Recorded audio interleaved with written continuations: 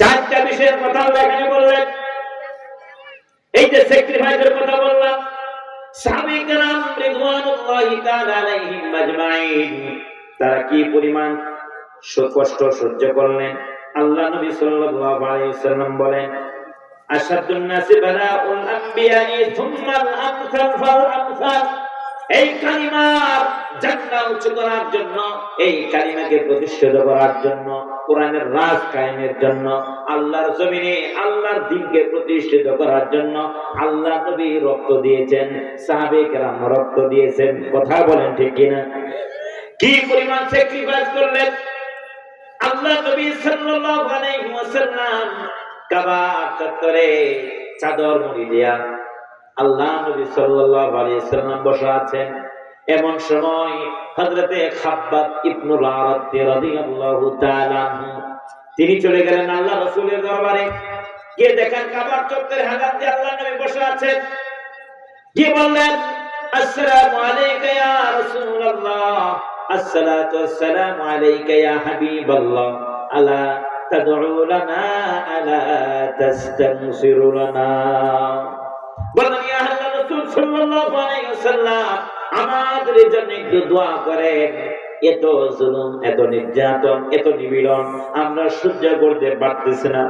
ইয়া রাসূলুল্লাহ, আল্লাহর কাছে দোয়া করেন, আল্লাহ যেন আমাদের উপরে তিনি রহম করেন।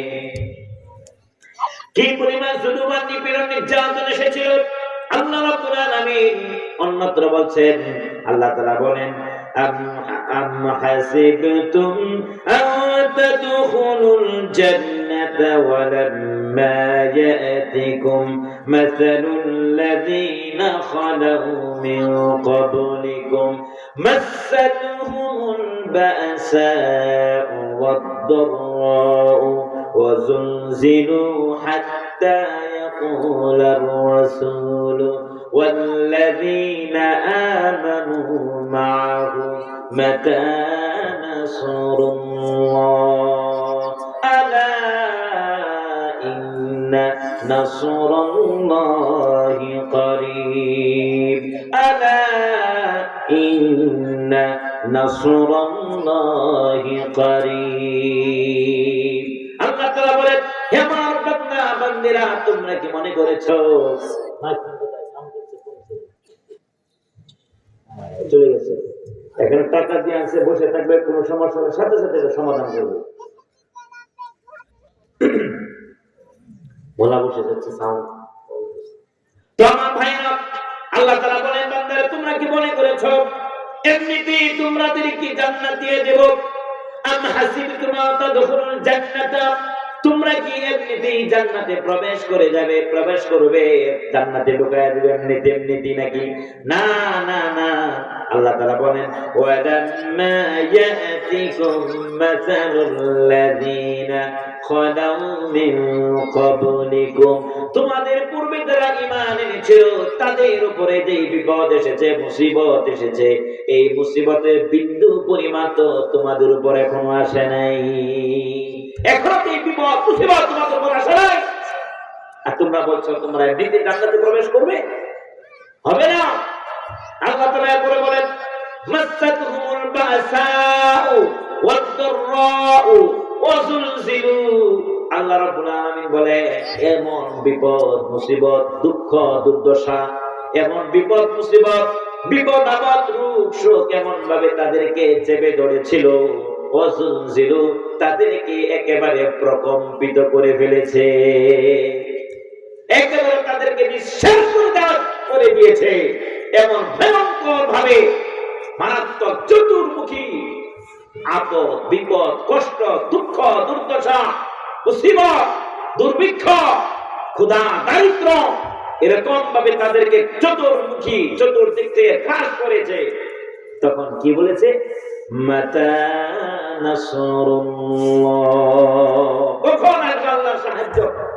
চিন্তা করতে পারেন কি পরিমাণ ঈমান ছিল তাদের। এই এত কঠিন বিপদ মুসিবত আসার পরেও তখন তারা বলছে, মাতা রাসূলুল্লাহ, আল্লাহ তোমার সাহায্য কখন আসবে?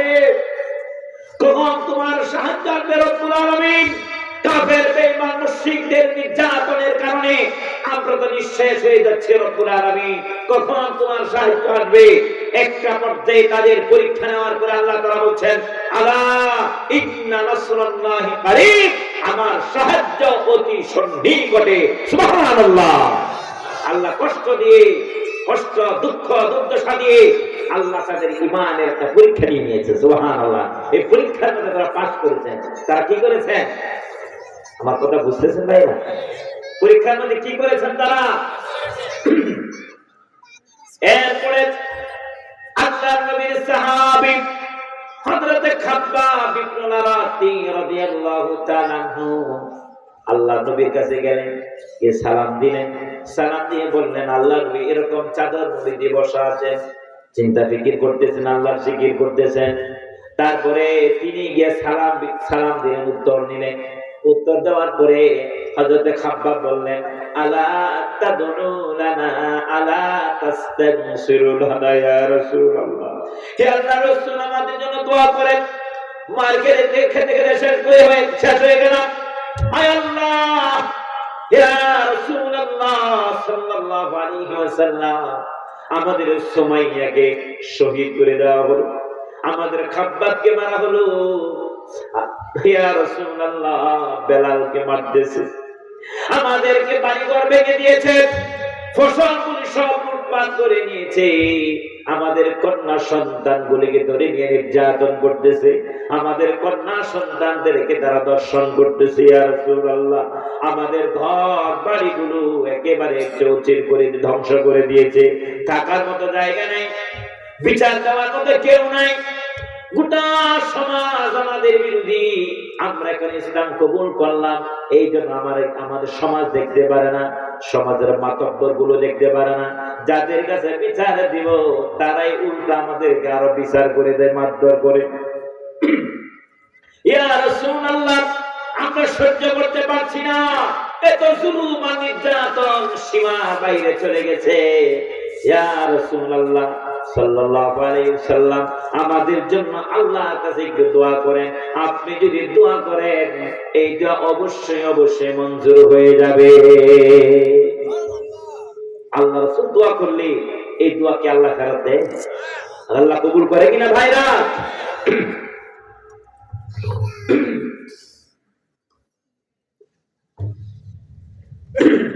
আমার ভাইরা, এরপরে আল্লাহর নবী সাল্লাল্লাহু আলাইহি ওয়াসাল্লাম হেলান থেকে সোজা হয়ে বসলেন। বসার পরে চোখটা একটু বড় করলেন, বললেন, খাব্বাব তুমি কি বলতেছো? কি বলতেছো খাব্বাব তুমি? এই নির্যাতনের কারণে এই অবস্থা তোমাদের হয়ে গেছে। হযরতে নবীজি সাল্লাল্লাহু আলাইহি ওয়াসাল্লাম সোজা হয়ে বসে খাব্বাবকে বললেন, খাব্বাব শোনো, তোমাদের পূর্বে যারা ঈমান এনেছিল তাদের অবস্থাটা কেমন হলো, কেমন ছিল তুমি একটু শোনো। নবীজি বললেন, কদ কানা মান ক্বাবলাকুম ইউখাযুর রাজুলু ফায়ুহফার লাহু ফিল আরদি। আল্লাহ রাসূল সাল্লাল্লাহু আলাইহি ওয়াসাল্লাম বললেন, যারা তোমাদের পূর্বে যারা ঈমান এনেছিল তাদেরকে ওই সমাজের মডেলেরা কাফের বেঈমান মুশরিকরা তাদেরকে ধরতো, ফায়ুহফার লাহু ফিল আরদ, এরপরে গর্ত খনন করা হতো, ফায়ুজআলু ফিহা, এই গর্তের মধ্যে ফেলে দেওয়া হতো, সুম্মা ইউতা বিল মিনশার, এরপরে করাত হতো, ফায়ুদাউ আলা রাসিহি, এই করাত দিয়া তার মাথাটাকে দ্বিখণ্ডিত করে ফেলা দেওয়া হতো। জীবন্ত মানুষকে কি করা হতো? করাত দিয়ে ফেলে দুই টুকরা করে দেওয়া হতো।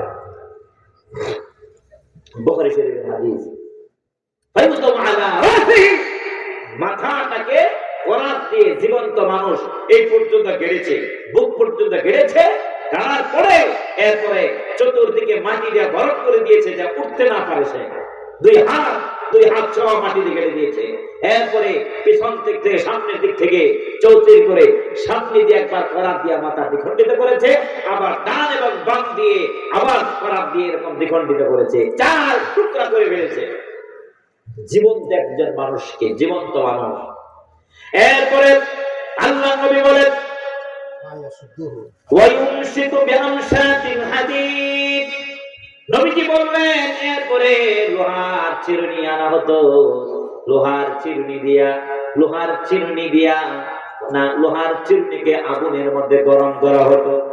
সূর্যের মতো লাল টকটক, রক্তের মতো লাল টকটক যখন হয়ে যেত, কড়া লাল যখন হয়ে যেত, এই লোহার চিরুনি দিয়া শরীর থেকে, শরীরের গোশত হাড্ডি থেকে মাংসগুলোকে আলাদা করে দিত। চিন্তা করতে পারেন, লোহার চিরুনি দিয়ে তাদের শরীর থেকে, তাদের হাড্ডি থেকে তাদের গোশতগুলো কি করা হতো? আলাদা করে ফেলা হতো। এরকম আলাদা করে লোহার চিরুনি দিয়ে এরকম জীবন্ত মানুষ, এরা মরা মানুষ না। আর একটা কথা মনে রাখবে, জীবন্ত মানুষকে যেমন কষ্ট দিলে ব্যথা পায়, কষ্ট পায়, মানুষ মারা গেলেও কি হুবহু একই রকম কষ্ট পায়। মানুষ মারা যাওয়ার পরে মারধর করলে ব্যথা পায় না, এটা মনে করেন না। মানুষকে আগুনে পোড়া হারাম। মৃত্যু মারা যাবার পরে তার শরীরের সাথে, তার সাথে সম্মান আচরণ করার জন্য আল্লাহ তাআলা বলছেন, আল্লাহ রাসূল বললেন কেন না, মানুষ যখন মারা যায়, জীবিত থাকা অবস্থায় যেমন অনুভূতি শক্তি আছে, মারা যাবার পরেও ঠিক এরকম অনুভূতি শক্তি আছে তাকে। এই জন্য তো বলছে তাকে টাচ করো না, তাকে আঘাত করো না। যখন তাকে গোসল করাও তো সাবধানে সতর্কতার সাথে গোসল করাও, নাকের ভিতরে কানের ভিতরে যেন পানি না যায়, সাবধান, খবরদার। এবং তাকে যখন খাটিয়া ধরে যখন লাশ তোমরা নিয়ে যাবে, আদরের সাথে সম্মানের সাথে তোমরা নিয়ে যাবে, লাশের আগে আগে তোমরা যাবে না। এই জন্য মানুষ মারা যাবার পরে আঘাত করা জীবিত অবস্থায় যেমন হারাম, মারা যাওয়ার পরেও কি হারাম। এই জন্যই তো আগুনে পোড়া, হিন্দুরা আগুনে লাশ পুড়িয়ে দেয়, এটা হারাম না, হালাল না হারাম? হারাম, ইসলাম হারাম। আগুন দিয়ে কোন প্রাণীকে শাস্তি দেওয়া হালাল না হারাম? হারাম। আপনি মশাকে আগুন দিয়ে কোন প্রাণীকে আপনি আগুন দিয়ে শাস্তি দিতে পারেন না, এটা আল্লাহ নিষেধ করেছেন, হারাম করে দিয়েছেন। আগুন দিয়ে শাস্তি দেওয়া একমাত্র অধিকার কার? হুজুরে বলেন কার? আল্লাহ। আগুন দিয়ে তিনি শাস্তি দেবেন, যেহেতু তিনি সবকিছু তিনি সৃষ্টি করেছেন, সেই অধিকার আল্লাহ আছে, আর কারো অধিকার নাই। আমরা দেখেছি আজ থেকে 1 বছর আগে 5 আগস্টের আগে মানুষ মারা যাবার পরেও লগি দিয়ে, বৈঠা দিয়ে জীবন্ত মানুষকে মেরে, মারার পরে সাপের মতো পিটিয়ে মেরে মুখের মধ্যে পেশাব করে দিয়েছে। এই ধরনের চিত্র তো আমরা দেখেছি, কথা আমরা দেখি না? দেখেছি আমরা কত নরপশু, কত হায়না, কত নির্মম, কি নির্মম ইতিহাস। মানুষ মারা যাবার পরেও তার উপরে উঠে নাচানাচি করেছে। এই ভিডিওটা এখনো আছে, আছে না? না, এরা মানুষ, অন্য কিছু। এরা তো মানুষ নয়, মানুষ নামের অমানুষ, মানুষ নামের জানোয়ার, নরপশু, হায়না, বর্বর, ইতর, নরপিশাচ। এরা কোনদিন মানুষ হতে পারে না।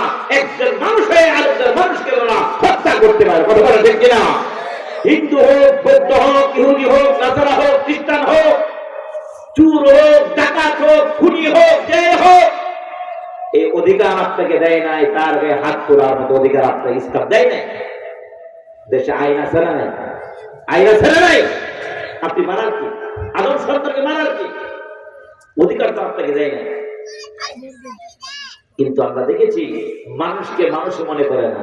এই যে কিছুদিন আগেও তো ওই যে ঢাকার মিরপুরে কয়েকটা নরপশু এক ব্যক্তিকে, এক ব্যবসায়ীকে দেখলাম পাথর দিয়ে কিভাবে আঘাত করে হত্যা করেছে। এই চিত্র আমরা দেখি নাই? দেখছি কিনা বলেন? কোন মানুষ কি এটা করতে পারে? আরে দেখাও তো যায় না, এই ধরনের চিত্রটা দেখাও যায় না। অনেকের দেখে হাত ফিট করেছে, হাত অ্যাটাক করেছে এই চিত্র দেখে। এখন কোরআনের আইন যদি থাকতো, কোরআনের শাসন যদি থাকতো, তাহলে এই খুনিদেরকে ধরে প্রকাশ্যে বাইতুল মুকাররমে এনে সমস্ত টিভি চ্যানেল, রেডিওতে লাইভ সম্প্রচার করে, প্রচার করে এদেরকে ফাঁসির কাস্টে ঝোলানো হতো, যদি কোরআনের আইন থাকতো। কথা বলে ঠিক কিনা? কোরআনের আইন যারা হত্যা করবে হত্যার প্রতি তাকে হত্যা করা হবে। কেউ যদি চোখ উপড়ে ফেলে তার চোখ উপড়ে ফেলা হবে। কেউ যদি চুরি করে তার চুলের হাত কাটা হবে। কেউ যদি জেনা করে এই পর্যন্ত কেটে পাথর মেরে দুনিয়া থেকে বিদায় করে দেওয়া হবে। বাংলাদেশে যদি একজন খুনিকে যদি প্রকাশ্যে মানুষের সামনে যদি হত্যা করা হতো, ক্রস ফায়ার দিয়ে ফাঁসির কাস্টে ঝুলিয়ে যদি হত্যা করা হতো, হত্যার মধ্যে হত্যা, বাংলাদেশে দ্বিতীয় এমন কোন বাবার সন্তান হয় নাই যা আবার কেউ কাউকে হত্যা করতে পারে। কথা বলে ঠিক কিনা? কেউ হত্যা করবে না, সাহস নাই। যারা জেনার বিচারে লিপ্ত হবে, এই জেনাকারদেরকে প্রকাশ্যে বাইতুল মুকাররমের সামনে এনে বুক পর্যন্ত মাটির নিচে গেড়ে পাথর মারবে। যতক্ষণ না মরে ততক্ষণ পাথর মারবে চতুর্দিক থেকে। আল্লাহ তাআলা বলেন, খবরদার এই সময় যেন তোমাদের এদের প্রতি কোনো মায়া দয়া অন্তরে কাজ না করে। আমি আল্লাহ বলে দিছি। মানুষ বানাইছে কি ভাইরা বলেন তো? মানুষ বানাইছে কি? মানুষের প্রতি মায়া দয়া মমতা ভালোবাসা আমাদের বেশি না আল্লাহর বেশি? জীবনে কার বেশি? আল্লাহ বলে দিলেন যে এই কাজ করলে এই ধরনের পুরস্কার পাইবা, আর এই কাজ করলে এই ধরনের শাস্তি পাইবা। কে দিয়েছে? আল্লাহ। আল্লাহর কথা অমান্য করেছে, তাহলে এই শাস্তি তার পেতে হবে, ঠিক না ভাই? মানুষ বানিয়েছেন আল্লাহ, আল্লাহ যে শাস্তি দিয়েছেন। সুতরাং এখানে আপনি মায়া দয়ার কি? আল্লাহ বলছেন, খবরদার আমার বিধান কার্যকর করার ক্ষেত্রে তোমাদের অন্তরে যেন বিন্দু পরিমাণ এদের প্রতি মায়া মমতা ভালোবাসা কাজ করে। যদি কাজ করে তুমিও সত্যিকার মুসলমান হতে পারো নাই। তুমি আমার হুকুমের প্রতি মায়া মহব্বত থাকার কথা, এটা না করে অন্যায়কারী যদি তোমার মায়া মমতা জেগে গেছে। আমি আল্লাহ মানুষ বানাইছি, তোমারও বানাইছি, তাকেও বানাইছি, আমার দয়া হয় না, তোমার তো দয়া। মার চাইতে মাসির দরদ, এটা কিন্তু ভালো না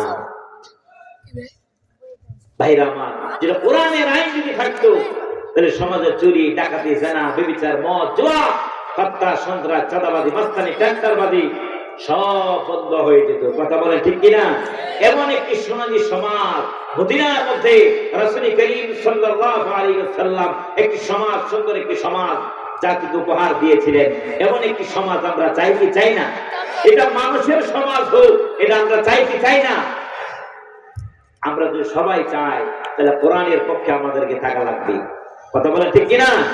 কোরআনকে সংবিধান বানাতে হবে।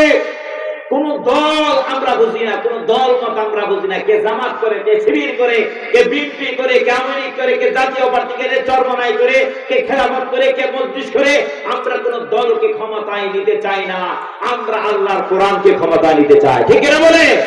যে কোরআন হবে পার্লামেন্টে, আগামী যে পার্লামেন্ট হবে, এই পার্লামেন্টে কোরআন হবে সংবিধান। কথা বলে ঠিক কিনা?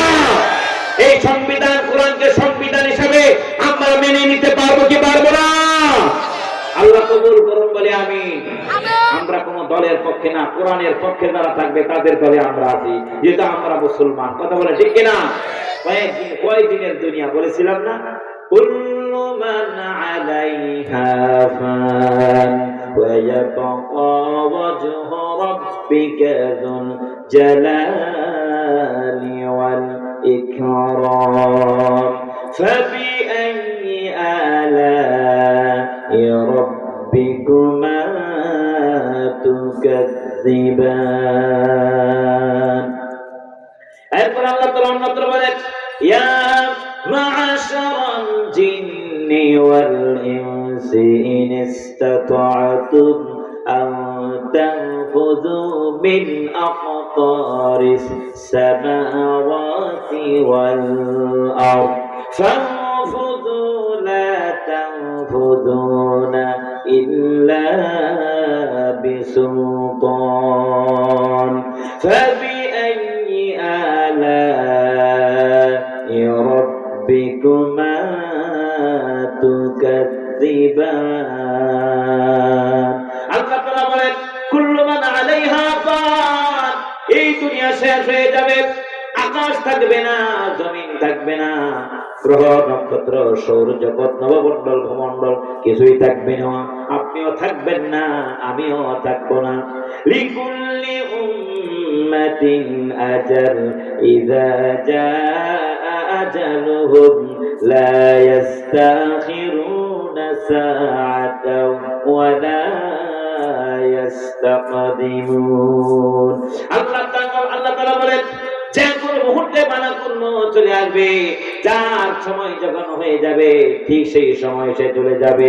1 মিনিট আগেও যাবে না, 1 মিনিট অপেক্ষা করা যাবে না, 1 মিনিট পরেও যাবে না। এরপর আল্লাহ তাআলা কোরআনে বলেন আমার বান্দা বান্দীরা আমি তোমাদেরকে বানালাম, তোমাদের জন্য একটা সংবিধান দিয়া দিলাম কোরআন।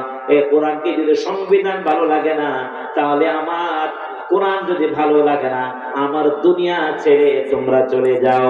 দুনিয়া বানালে আসমান বানালেন কে? জোরে বলেন আসমান কার? জমিন কার? কোরআন কার?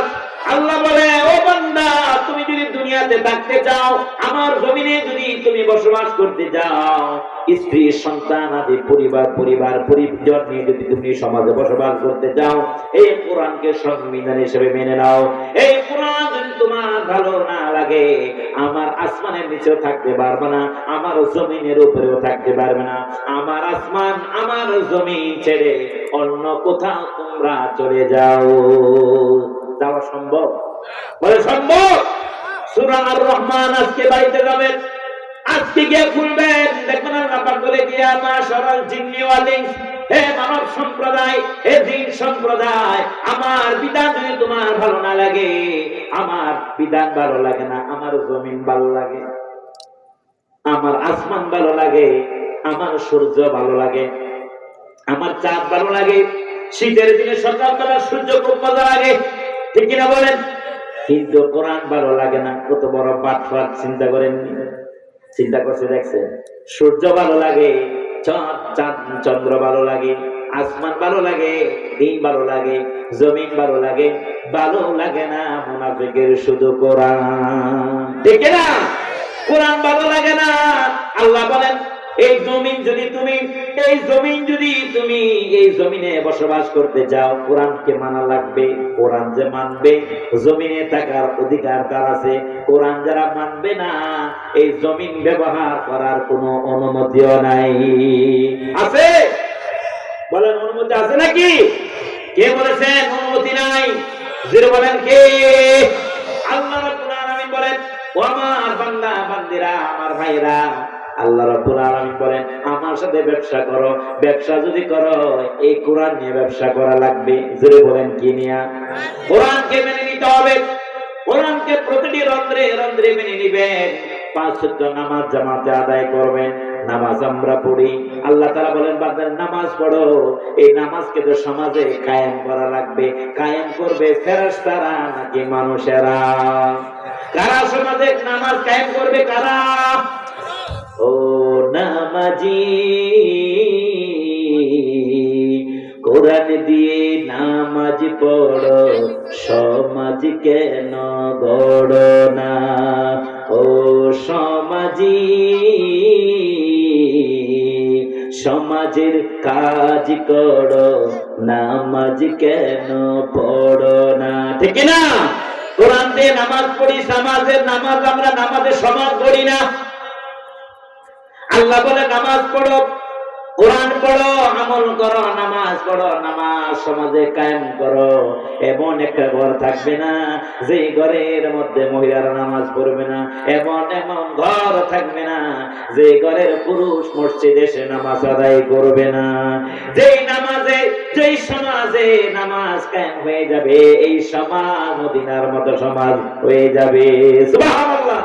এই সমাজে চুরি থাকবে না, ডাকাতি থাকবে না, জেনা থাকবে না, ব্যভিচার থাকবে না, হত্যা থাকবে না, সন্ত্রাস থাকবে না, চাঁদাবাজি থাকবে না, মাস্তানি থাকবে না, টেন্ডারবাজি থাকবে না, বাউতাবাজি থাকবে না, প্রেম থাকবে না, অসৎ অন্যায় কাজ থাকবে না, লক্ষ কোটি কোটি টাকার দুর্নীতিবাজও থাকবে না, সুদ থাকবে না, ঘুষ থাকবে না, অন্যায় অবিচার কিছুই থাকবে না।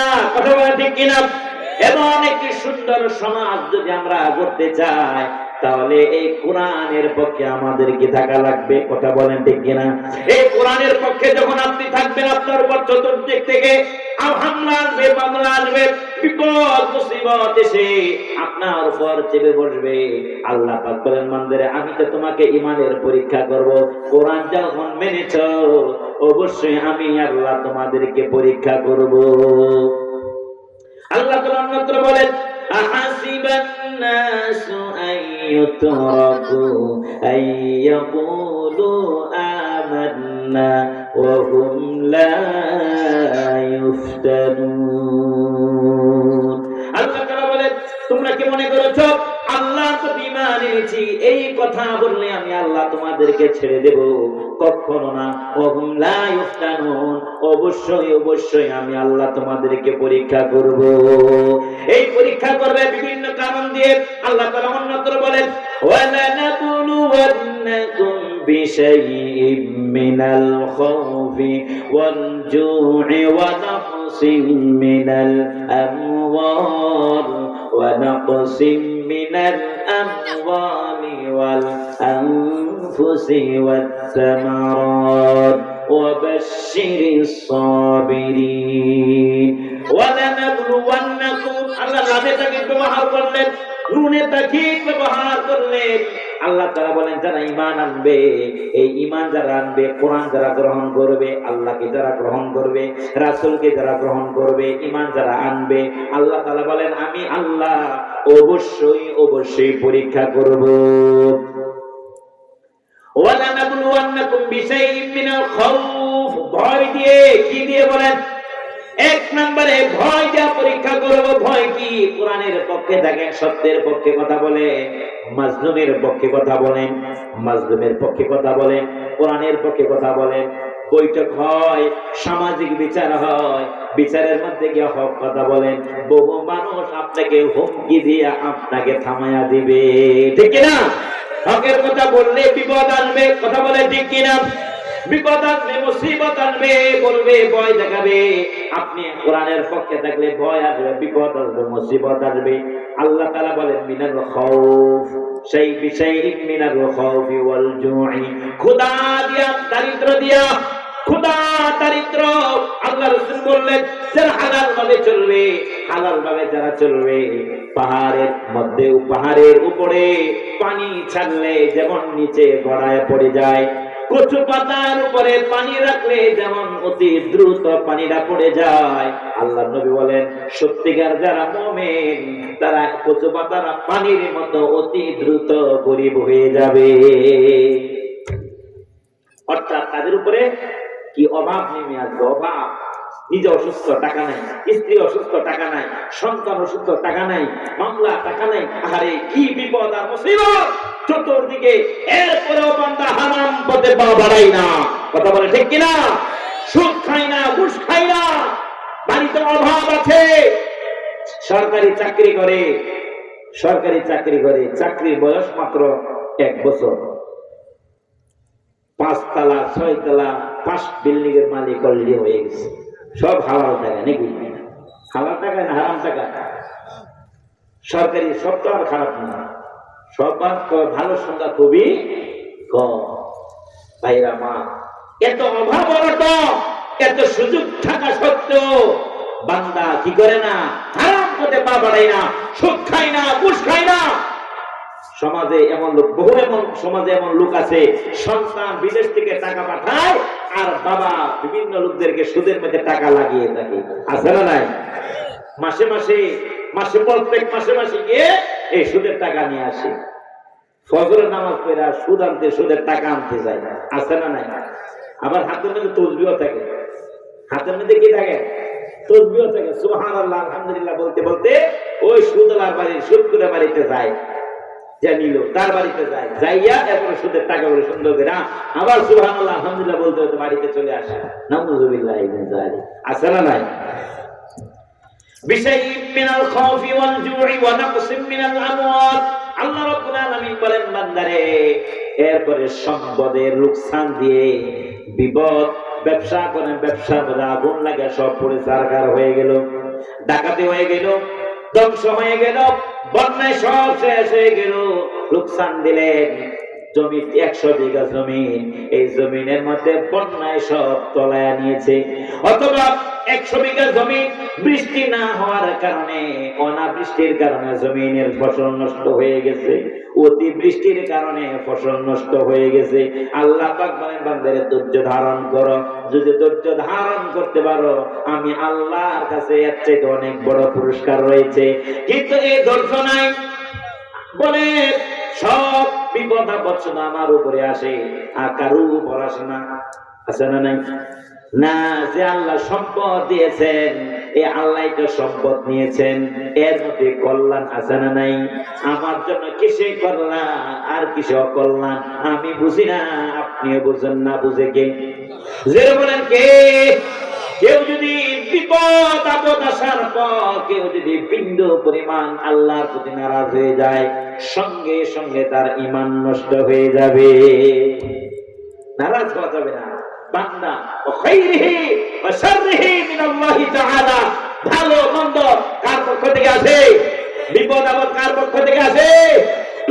মা আসাবা মিন মুসিবাতিন ইল্লা বিইযনিল্লাহ। কোন বিপদ আপদ বান্দার কাছে আসতে পারে না আমার আল্লাহ রাব্বুল আলামিনের অনুমতি ব্যতীত। তাহলে বিপদ আসলে মন খারাপ হয়ে গেল, যে আল্লাহ রাব্বুল আলামিন আপনাকে বিপদে ফেললেন, সে আল্লাহই তো বিপদ থেকে বাঁচাবেন, ঠিক কিনা বলেন? আল্লাহর কাছে দোয়া করেন, রব্বানা যালামনা আনফুসানা ওয়া ইল্লাম তাগফির লানা ওয়া তারহামনা লানাকুনান্না মিনাল খাসিরিন, লা ইলাহা ইল্লা আনতা সুবহানাকা ইন্নী কুনতু মিনাজ জালিমিন। যত বিপদ আসবে ধৈর্য ধারণ করতে হবে। কার জন্য? আল্লাহর জন্য ধৈর্য ধারণ করব। এরপর আল্লাহ রাব্বুল আলামিন বলেন ওয়া বাশশিরিস সাবিরিন, ও আল্লাহর বান্দা বান্দীরা যারা নাকি ধৈর্য ধারণ করবে, এই ধৈর্যশীল বান্দাদের জন্য আল্লাহ হে নবী তাদেরকে সুসংবাদ শোনায়া দাও। সুসংবাদ হচ্ছে আল্লাহ রাব্বুল আলামিন অন্যত্র বলেন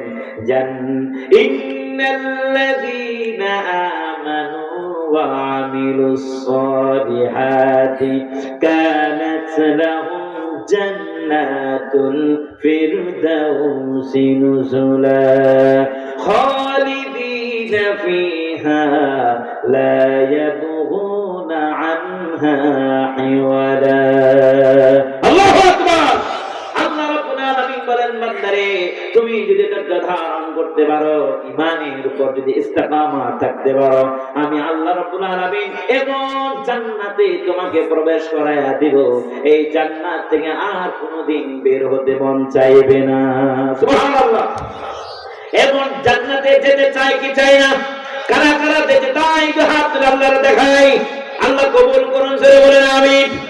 আর জোরে বলেন আমিন। নারে তাকবীর, নারে তাকবীর। হাত নামান, ডান হাত উঁচু করেন, স্লোগান দিতে হবে এরকম ভাবে। মুষ্টিবদ্ধ করেন, মুষ্টিবদ্ধ করেন। জমিন কার? আসমান কার? সূর্য কার? চন্দ্র কার? মানুষ কার? অক্সিজেন কার? স্লোগান হবে কার? নারে তাকবীর, নারে তাকবীর। আল কোরআনের আলো, আল হাদিসের আলো, কোরআন সুন্নাহর আলো। আল্লাহ কবুল করুন, জোরে বলেন আমিন।